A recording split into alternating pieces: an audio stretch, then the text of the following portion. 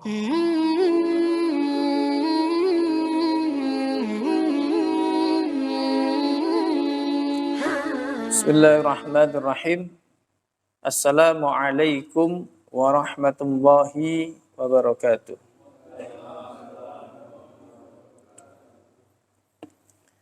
Alhamdulillahi rabbil alamin.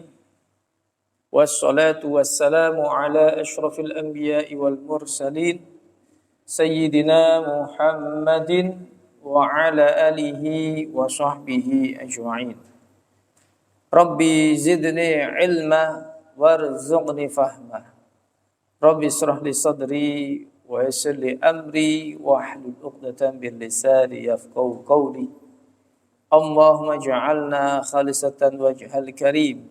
Allahumma ja'alna khalisatan wajhal karim. Allahumma ja'alna khalisatan karim. Amma ba'd. Para hadirin jamaah rahimakumullah, malam hari ini kita lanjutkan tentang materi wudu. Pada minggu yang lalu kita sudah bahas bab wudu, masih bab tentang apa? Niat. Ya. Saya minggu lalu menjelaskan tentang pemahaman niat secara umum, tetapi belum menyentuh tentang niat wudu secara khusus. Jadi tempat berniat dalam hal apapun itu letaknya ada di dalam hati. Ya, niat itu letaknya dalam hati. Adapun niat yang kemudian dilafadzkan secara lisan itu berfungsi untuk membantu memantapkan apa yang ada di dalam hati. Jadi yang diucapkan lisan itu hanya sifatnya itu membantu saja. Tetapi poin utamanya ada di dalam hati. Kemudian waktu pembacaan niat ini kapan? Niat ini kita lontarkan dalam hati ini kapan?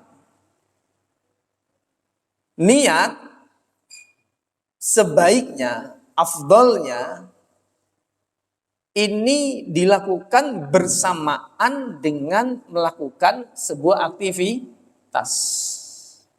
Bersamaan, Pak. Kalau misalnya wudu, nanti ya bersamaan dengan basuhan yang pertama dalam rukun wudu. Nanti yang kita jelaskan. Kalau misalnya sholat, maka afdalnya berniat sholat itu bersamaan dengan rukun yang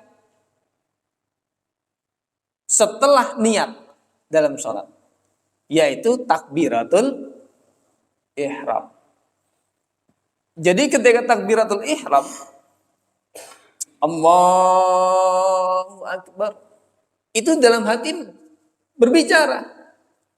Usalli fardhal maghribi salasa raka'atin mustaqbil qiblat an lillahi ta'ala. Hati yang berbicara. Ya. Bersamaan dengan takbiratul ihram. Ini yang afdal. Kenapa? Sesuai dengan konsep niat. Niat itu tempatnya di dalam hati dan dikerjakan bersamaan dengan gerakan pertama dalam sebuah ibadah. Ya. Kecuali, nah ini dikecualikan. Para ulama kemudian berijtihad, berpikir. Ada ibadah yang niatnya itu boleh tidak dibarengkan dengan ketika proses ibadah dilakukan. Kapan itu? Yaitu ketika niat puasa. Ya, niat puasa, Pak. Kenapa? Karena niat puasa itu tempatnya, Pak. Itu ketika menjelang detik-detik ketika mau azan subuh. Nah, Para ulama berpikir, ini kalau misalnya dilakukan, ini akan justru menimbulkan masyakkah, kesulitan bagi umat Islam. Karena ternyata umat Islam itu tidak semuanya melakukan namanya sahur. Contoh, malamnya misalnya habis tadarus, lah kok kemudian tertidur bangun-bangun pas adzan subuh. Wah, ini bisa jadi saya belum baca niat ini. Bagaimana puasanya, kan batal. Maka dari itu direkomendasikan untuk mengantisipasi ini, membaca niat puasa itu dilakukan di malam hari. Nah, kalau kita biasanya antisipasinya kapan? Ketika setelah tarawih, ya, baca bersama-sama dengan imamnya setelah tarawih. Masih ingat Pak niatnya? Ingat ya, saya hanya bertanya aja Pak, tidak niat ngetes ya, hanya bertanya. Nah, kita kembali ke masalah wudhu. Jadi nanti ketika berwudhu, sesuai dengan konsep niat wudhu itu dilakukan nanti bersamaan dengan apa? Gerakan rukun wudhu yang pertama. Ya, rukun wudhu basuhan yang pertama. Ya, rukun wudhu basuhan yang pertama. Baik. Sebelum kita membahas tentang niat wudhu, baca niat wudhu itu seperti apa? Nah, ini penting nih. Ya, kita mengingat kembali. Niat wudhu. Ya, niat wudhu. Niat wudhu itu bunyinya bagaimana? Nawaitul wudu'a li rafa'il hadatsil asghari fardhan lillahi ta'ala. Ini yang ada di dalam kitab fikih. Ya. Nawaitul wudu'a li rafa'il hadatsil asghari fardhan lillahi ta'ala. Ya. Nawaitul gitu ya. Nawaitul. Pak, sama-sama Pak. Kita. Nawaitul. Nawaitul sama-sama. Wudu'a li rafa'il hadatsil asghari fardhal lillahi ta'ala. Hafal ya? Hafal insyaallah, ya kan? Ya, sama-sama sekali lagi ya. Sama-sama bareng-bareng. Nawaitul wudu'a li raf'il hadatsil asghari fardhan lillahi ta'ala. Oke, ada yang mau coba? Ada yang mau coba? Ada yang mau coba, Pak? Coba baca niat wudu maksudnya. Ada yang mau coba? Tidak? Satu-satu, gentleman. Atau main keroyokan gitu kan. Mana ini Pak Dodi yang mana? Nah, ini saya tidak niat ngetes Pak. Ya, hanya ingin bertanya siapa yang mau ditashih, ya, dikoreksi bacaannya, mungkin ada yang kurang pas. Kalau sudah pas, alhamdulillah, itu aja tujuan saya. Karena ada pengajian tempat lain, dengan saya melakukan itu, akhirnya ada yang ngambek. Katanya ngajian dites, ngapain ngetes pengajian, kata begitu. Padahal saya ada tujuan itu, ya, ada tujuan itu saya. Ya.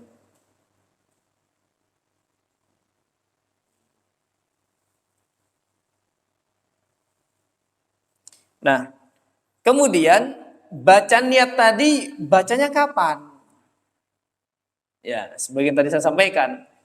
Jadi di dalam mazhab Imam Syafi'i, sebagian disampaikan oleh Imam Al-Baijuri, ya, sebagai rujukan kitab kami, dan kemudian apa namanya Imam An-Nawawi, ya, kemudian Abu Husain Yahya, penulis kitab fikih mazhab syarah mazhab Imam Asy-Syafi'i, nama kitabnya. Beliau menjelaskan bahwa membaca niat wudhu tadi itu afdalnya ketika bersamaan dengan sentuhan air yang pertama ke bagian wajah. Ya, sekali lagi, membaca niat itu dilakukan afdal ini ya, sebaiknya yang paling utama adalah bersamaan dengan sentuhan air yang pertama pada bagian wajah. Kenapa wajah? Karena wajah itu adalah rukun kedua wudhu, tetapi bagian yang pertama daripada anggota tubuh yang harus disentuh oleh air. Kan rukun wudhu 6, Pak. Pertama itu membaca apa? Pertama itu membaca niat pertama. Ya. Yang kedua adalah membasuh wajah. Ya. Yang ketiga adalah membasuh tangan dari ujung jari sampai siku. Ya. Yang berapa berikutnya? Keempat adalah mengusap kepala. Yang kelima adalah membasuh, ya silakan. Membasuh apa? Kaki sampai mata kaki. Yang keenam ada tertib atau berurutan. Nah, tadi kan saya sebutkan rukun yang kedua ini merupakan yaitu membasuh wajah, dan ini merupakan bagian pertama daripada anggota tubuh yang disentuh oleh air. Maka itulah kenapa niat wudhu itu dibarengkan dengan basuhan wajah. Ya. Nah, misalnya begini, Pak. Misalnya ada orang itu membaca niat, itu ketika misalnya air itu sudah menyentuh misalnya, kan air ketika menyentuh begini, bagian sini misalnya, ya. Ketika sentuhan pertama ini, orang ini belum baca niat, Pak, misalnya. Begitu sampai di sini, ini baru mengucapkan nawaitul wudu'ah. Ya, kan begini. Ketika sentuhan basuhan pertama, ini tidak baca niat, tetapi baru kemudian sampai di pipi air itu, ya, masih basuhan pertama tapi itu dia baru membaca niat. Nawaitu wudu'a li raf'il hadasil asghari fardhan lillahi ta'ala. Atau misalnya begini. Nawaitu wudu'a. Ya. Ini sudah hampir kena lebih dari setengah ini. Ya. Ada orang membaca niat tuh baru 1/4 terlewat. Ini terlewat nih. Terlewat. Atau misalnya sini terlewat. Baru baca niat. Atau sampai sini. Dia baru baca niat. Pertanyaannya. Sah enggak niatnya itu? Sah enggak wudhunya itu? Hah? Maka jawabannya adalah, ya, menurut siapa namanya? Abu Husain Yahya dalam kitab Syarah Mazhab Imam Syafi'i mengatakan, nah ini harus ada sandarannya gitu ya. Nanti kalau misalnya salah, ya biar ulama ini yang tanggung jawab. Kan begitu. Beliau yang berijtihad. Jadi kita menyadarkan kepada orang-orang alim, al-alama, asy-syekh, ya. Menyatakan bahwa itu hukumnya adalah sah. Kenapa? Karena sentuhan ini termasuk sentuhan yang pertama daripada apa? Bagian wajah. Ya. Masih dianggap hitungan sentuhan pertama, tidak ada masalah. Ya. Nah, di dalam wudhu ini yang diperhatikan adalah bagian pertama dalam setiap basuhan. Itu paling penting, Pak. Adapun basuhan kedua itu sifatnya sebagai sunnah. Ya. Dan kedua itu adalah sunnah. Jadi yang harus betul-betul diperhatikan di dalam ibadah wudhu adalah basuhan yang pertama. Apapun itu, membasuh wajah, mengusap kepala, ya, membasuh kedua tangan sampai siku, kemudian membasuh kaki. Itu basuhan pertama semua harus diperhatikan dengan seksama. Ya, kenapa? Karena itulah yang menjadi rukunnya, itu yang menjadi fardunya. Adapun yang kedua dan ketiga itu sifatnya apa? Sunnah. Ya.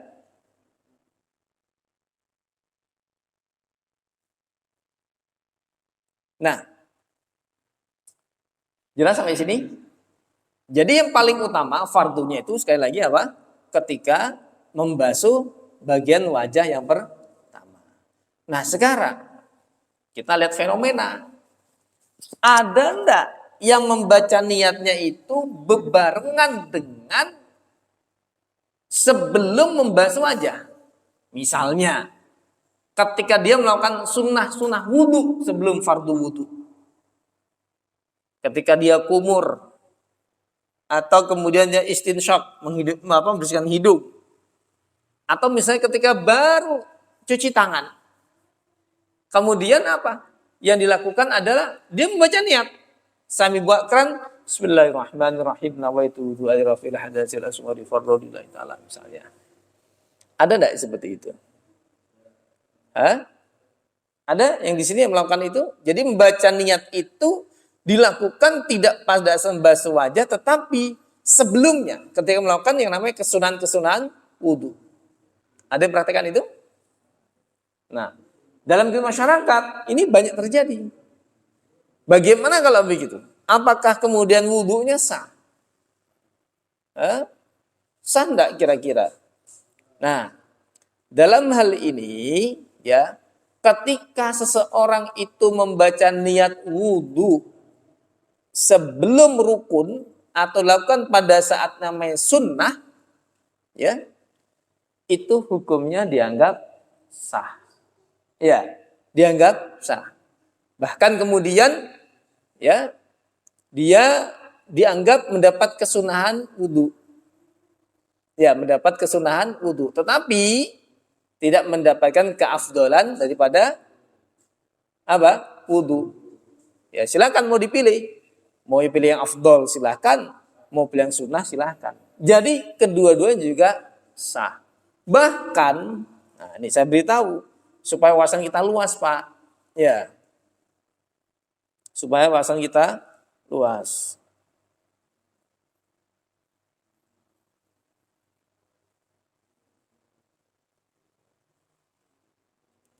Misalnya begini, tempat wudhu itu misalnya ada di jendela ini ya. Jaraknya ini berapa meter kurang lebih? Ada 5 meter ini jendela ini. Nah, misalnya ya. Misalnya. Jaraknya ini berdekatan. Saya belum buka keran wudhu. Ya, belum buka keran. Masih pakai sendal mau menuju ke arah wudhu. Lah kok pakai sendal saya baca niat. Ya, bukan niat pakai sendal. Niat wudhu. Ya. Pakai sendal saya niat wudhu. Bismillahirrahmanirrahim. Nawaitu wudu al-rafil hadasil dan seterusnya. Sambil jalan, begitu saya buka keran, saya cuci tangan. Boleh nggak seperti itu?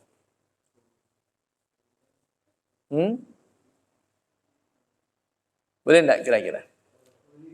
Hal itu hukumnya boleh, Pak. Ya. Patokannya begini, kebolehan itu. Jadi,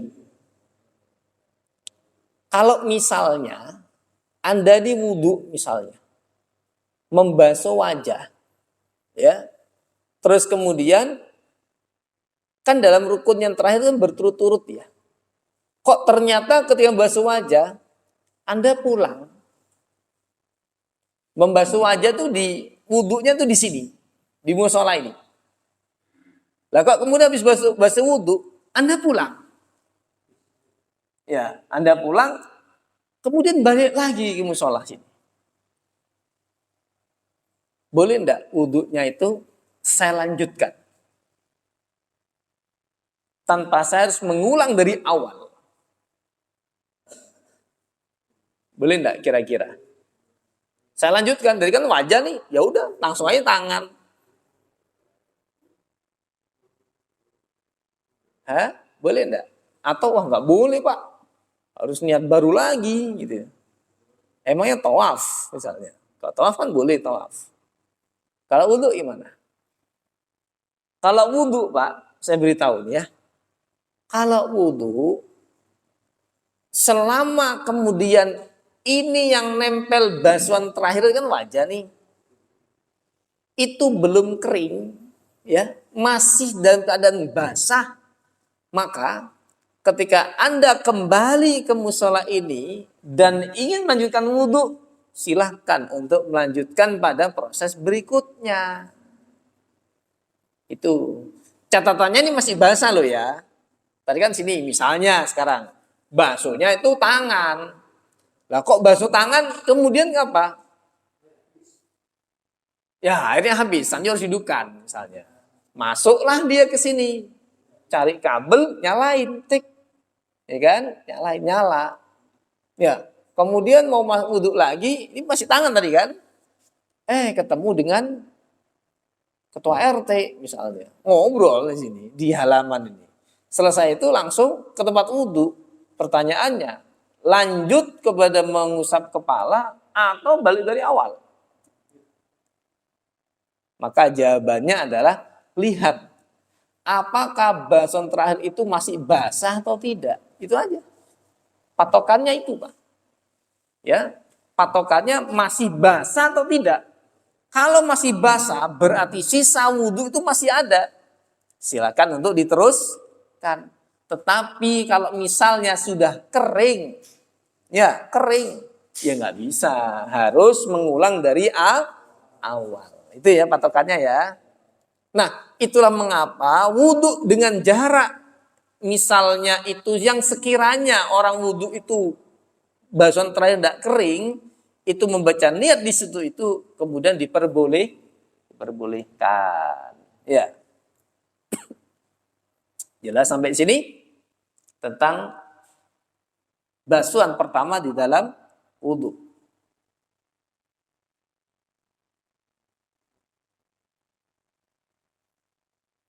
Nah, kalau misalnya orang itu membaca niat itu tidak pada wajah, di tangan, habis begini basuh wajah, ketika basuh tangan dia ingat, ya Allah belum baca niat, Bismillahirrahmanirrahim, nawaitu wudu air rafil hadatsir asghari. Sah enggak?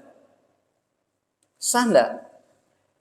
Kalau kondisinya seperti itu Pak, hukumnya tidak sah. Kenapa? Karena kan harus ada tertib berurutan. Wajah tadi kan udah kelewatan kan? Rukun tadi itu. Dia sudah masuk ke rukun berikutnya. Padahal ada wajah ini menjadi rukun yang tidak boleh dilewati. Ya, maka dari itu, kalau baca niat selain daripada wajah, setelah mengusap wajah, ya, itu hukumnya tidak sah. Tapi kalau sebelum wajah itu sah. Ya, dengan catatan seperti tadi itu yang saya sampaikan. Ada pertanyaan sampai sini? Ada pertanyaan tentang membasuh niat?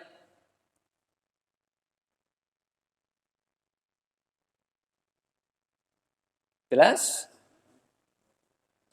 Ya. Jadi itu tentang materi tentang niat, ya. Hati-hati dalam berniat. Nah, di dalam berniat, kalimat niat itu kalimat tadi kan nawaitul wudu'a li raf'il hadasil asghari fardha lillahi ta'ala. Nah, dalam kalimat ini ada kalimat nawaitu. Ya, nawaitul gitu ya. Seringkali kita dengar yang penting nawaitunya yang benar gitu kan. Nah, nawaitu ini maknanya apa? Nawaitu ya, itu menandakan bahwa kesengajaan hati seseorang untuk melakukan sebuah perbuatan. Itulah kenapa nawaitu itu kemudian dimunculkan. Ya. Dalam hal apapun, Pak, ya, dalam hal apapun, ya. Pengucapan niat ini menjadi sangat penting. Kenapa? Karena dengan berniat ini akan merubah status hal yang biasa menjadi luar biasa. Contoh nih ya. Contoh. Apa hukumnya minum kopi?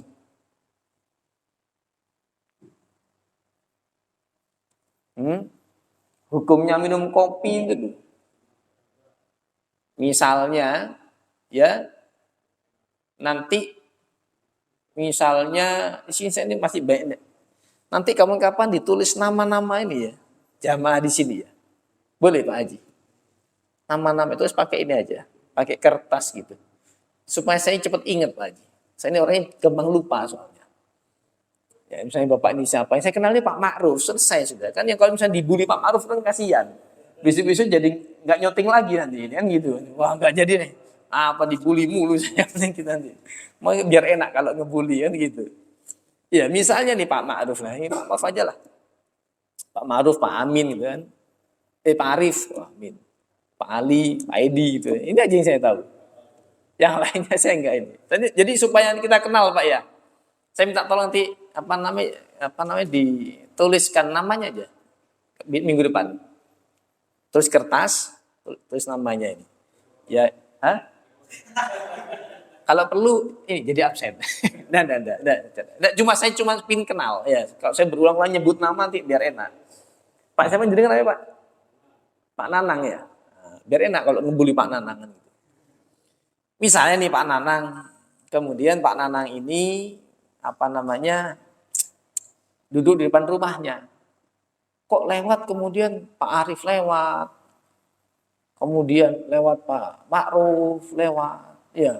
Kemudian panggil, sini, ngopi bareng yuk depan rumah saya sambil nonton bola. Ini ada kacang. Pertanyaannya, hukumnya apa ini? Kira-kira berpahala enggak kira-kira? Ya, kira-kira berpahala enggak? Ini Pak, kalau kita niati sebagai niat ibadah, pahalanya besar. Bahkan ini hukumnya bisa wajib. Wajib hukumnya. Kenapa? Di mana tak wajibnya? Tak wajibnya itu Pak, daripada punya tetangga suka ghibah, gitu kan? Udah sini, ayo daripada kamu ke sana, sini aja. Kita ngopi bareng, nonton bola bareng. Kacang ada. Dalam rangka apa? Mencegah orang supaya tidak ghibah. Cuma masalahnya bisa enggak ngopi ghibah? Enggak ghibah. Akhirnya ini apa nih? Ini namanya bukan daf'ul mafasid namanya, bukan mencegah kemungkaran nih, malah mengajak kemungkaran baru gitu. Ya.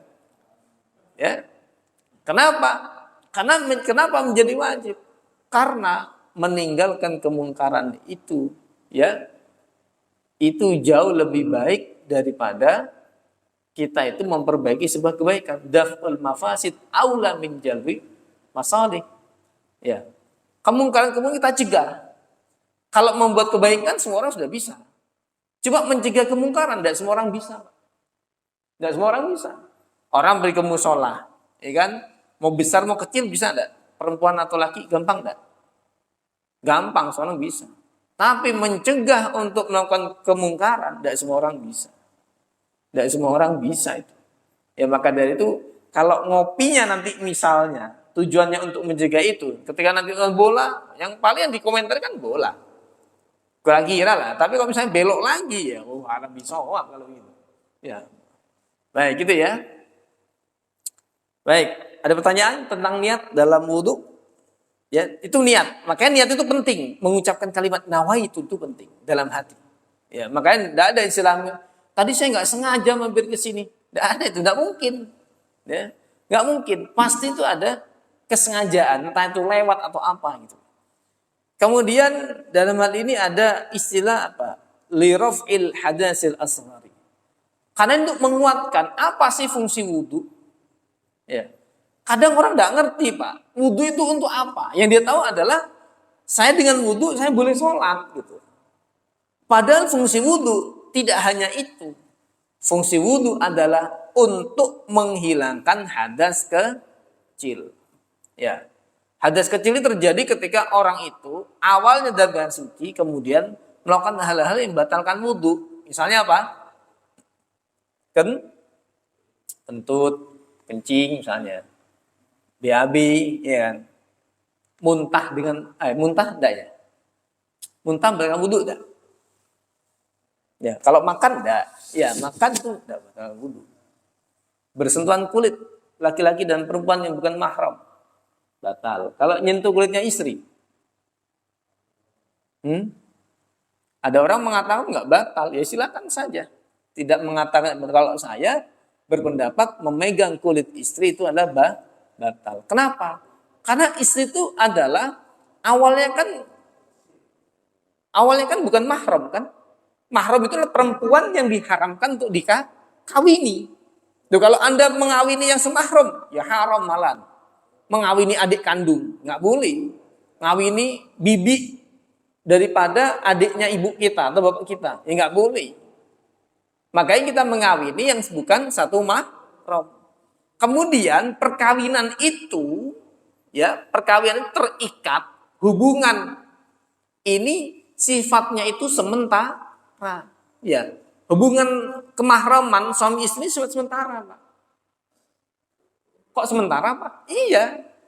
Karena suatu waktu ini bisa lepas melalui perceraian, baik cerai hidup atau cerai mati. Ya.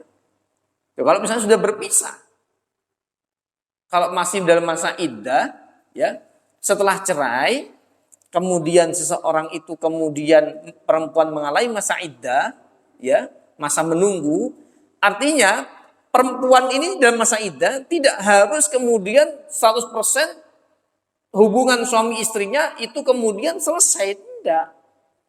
Selama masa iddah menunggu, perempuan wajib diberi nafkah. Dalam masa iddah, kok ternyata suami meninggal, maka dia berhak mendapatkan harta waris. Itulah fungsinya iddah, menunggu apakah perkawinan akan kembali rujuk atau kemudian betul-betul pisah. Ya, ini banyak, ini nanti akan kita bahas nih masalah ini. Kalau di Masjid Auladiyah nanti akan tidak lama lagi akan bahas masalah itu. Karena pengajian di sana itu bahas masalah hukum keluarga sudah. Kalau di sini kan baru permulaan. Ya, maka dari itu Pak, istri kita itu hubungan mahramnya itu bukan mahram yang abadi, tapi sementara. Nah, karena sementara itulah kemudian bersentuhan kulitnya ini menjadi batal. Ya, kemudian ada menyangga, Pak, ada Pak. Hadis Nabi sebelum Nabi sholat mencium keningnya Siti Aisyah, kemudian takbir sholat. Nah, ini kemudian dikomentari juga dengan para ahli tafsir hadis mengatakan Rasulullah itu memang betul mencium keningnya Siti Aisyah, tetapi yang dicium bukan kulitnya, tetapi apa? Kerudungnya atau hijabnya. Ya. Nah, seperti pemahaman seperti ini harus kita gencarkan, Pak. Supaya apa? Pemahaman kita itu semakin luas, tidak kemudian saling menyalahkan atau merasa paling benar. Karena fikih itu kemana-mana, banyak pintu fikih itu, Pak. Tinggal sekarang kita mau pilih yang mana, kan begitu, ya. Jadi fungsi wudhu adalah untuk menghilangkan hadas kecil. Dengan orang itu terangkat hadas kecilnya, maka diperbolehkan dia melakukan aktivitas-aktivitas ibadah yang dapat apa? Mensucikan diri atau tazkiyatun nafs. Seperti sholat, membaca Al-Quran, apa lagi? Yang lain sholat, membaca Al-Quran, apa lagi? Yang berkaitan dengan wudhu. Misalnya, apa misalnya lain? Sholat, membaca Al-Quran, terus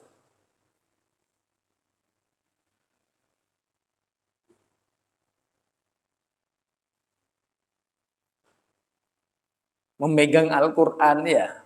memegang Al-Quran, membawa Al-Quran itu kan harus dalam keadaan wudhu. Kenapa? Karena kita yang kotor, Pak. Al-Qurannya itu suci. Ya, dan maka untuk kita ta'zim pada Al-Quran. Ya, itu adalah fil hadasin. Asghari tadi hadas kecil, kemudian kalimat fardhan lillahi ta'ala, apa fungsinya? Fungsinya adalah bahwa wudhu yang dilakukan oleh orang tersebut digunakan dalam rangka apa? Untuk melakukan ibadah yang wajib. Ya, Pak, saya ini tidak mau sholat loh, Pak. Saya mau mengambil Quran. Kok ada kalimat fardhon lillah? Kenapa enggak sunatillah saja? Muncul pertanyaan gitu. Orang kan iseng. Ya, kenapa kok mengkonsep fardhon? Karena ketika kita sudah mencapai hal yang tertinggi, kemudian kita turun ke level yang lebih bawah, ini tidak ada masalah. Ya, beda Pak dengan kasus yang dari Anda level sunnah, Anda mau naik ke level yang fardu, ini nanti bermasalah. Maksudnya begini, pada minggu lalu saya kan cerita, boleh kan orang mengkodok puasa itu dapat 3 pahala? Ya, masih ingat kan? Nah, cuman Pak harus difahami cara nanti ketika kita supaya mendapat 3 pahala ini, yang diperhatikan adalah cara membaca niat dalam puasa tersebut. Niatnya adalah yang pertama itu disusun, saya niat qadha puasa Ramadan. Kenapa? Wajib ini. Wajib dulu disebutkan. Ya, baru kemudian kesunahan-kesunahan yang lain apa? Yang paling afdal, Syawal lebih afdal. Kemudian saya juga puasa Syawal. Kemudian karena hari Senin, saya juga puasa hari Senin. Misalnya. Ya, ini dapat sunnah semua. Dapat pahala semua. Tapi kalau dibalik, Pak, saya niat puasa Syawal. Kemudian sekaligus saya puasa qadha. Sekaligus saya puasa sunnah. Maka yang fardu tadi ini, qadha, tidak dapat. Anda dianggap tidak melakukan qadha. Ya. Kenapa? Karena ibadah itu harus runtut. Yang paling utama dulu, paling a'la, paling tinggi menuju ke yang berikutnya, level berikutnya. Ya, dari wajib, sunnah. Maka itu Pak, misalnya ya, Mas Arief misalnya ke sini sholat. Ya, misalnya ini masjid misalnya. Ketika masuk, lah kok mau sholat subuh ceritanya. Lah kok ini kemudian qomat. Allahu Akbar, asyhadu an la ilaha illallah. Sehingga padahal kebiasaannya adalah sebelum sholat subuh, biasanya sholat apa? Tahiyatul masjid. Setelah tahiyatul masjid, biasanya apa? Qobliyah subuh. Baru kemudian sholat subuh. Lah ini enggak. Baru masuk kok kemudian sudah qomat. Bagaimana nih status sholat sunnahnya? Langsung saja ketika ada sholat fardu, kemudian jangan sekali-kali melaksanakan sholat sunnah. Ya, ketika fardu dilaksanakan, ya, maka jangan sekali-kali melaksanakan sholat sunnah. Maka kemudian ketika takbir subuh, Allahu sholli fardhu subhi kan, maka fa insyaallah berdasarkan kebiasaannya dia akan mendapatkan pahala tahiyatul masjid dan juga pahala qobliyah walaupun tidak melakukan. Itu anehnya, ini menurut pendapat ulama. Ya, anehnya keunikan beribadah. Bisa dipahami itu ya. Tetapi konsepnya adalah fardhan lillahi ta'ala. Jadi fardu itu diutamakan. Termasuk kodok nanti Pak. Kodok puasanya diutamakan Pak. Jangan dibalik-balik. Kodok dulu, sisanya terserah. Mau sunnah yang mana bebas. Baik, bisa dipahami itu ya. Minggu depan insya Allah kajian kita tentang bagian wajah. Wajah ini mana yang dibasuh? Ada pertanyaan 1 menit? Tidak cukup ya? Baik, 1 menit. Kalau misalkan itu udah niat, kita udah pada tahapan ke tangan itu, tiba-tiba mak, tadi kita tidak boleh itu gimana? Batal atau kita dari awal atau? Ya, kalau ini ada beberapa najis yang dimaafkan. Misalnya apa? najis hewan yang darahnya tidak mengalir. Itu misalnya kita sholat sekalipun, ya, sekalipun misalnya terbawa misalnya, maka sholatnya sah. Maka seperti itu, kan tinggal dibasuh, dan ini kan baunya hilang, bentuknya hilang, maka teruskan saja. Termasuk nanti bisa kucing. Tidak usah, langsung saja kita teruskan. Termasuk tai kucing. Nah, kok wudhu kemudian tangan kok nyenggol tai kucing. Bagaimana itu? Makanya lakukan adalah langsung dibasuh, Pak. Ya, dibasuh nih, dihilangkan. Selama nih belum kering tadi basuh tadi itu, wajah belum kering atau tangan belum kering, lanjutkan. Seperti tadi kasusnya. Ya. Kecuali kok kentut, Pak. Lagi basuh tangan kentut. Ya, maka itu harus diulang. Ya, nggak bisa tidak itu. Baik, ada lagi? Cukup. Baik, saya rasa cukup ya. Insya Allah kita lanjutkan minggu depan. Terima kasih atas perhatiannya. Mudah-mudahan tetap istiqomah. Mohon maaf apabila salah kata. Akhirul kalam. Wassalamualaikum warahmatullahi wabarakatuh.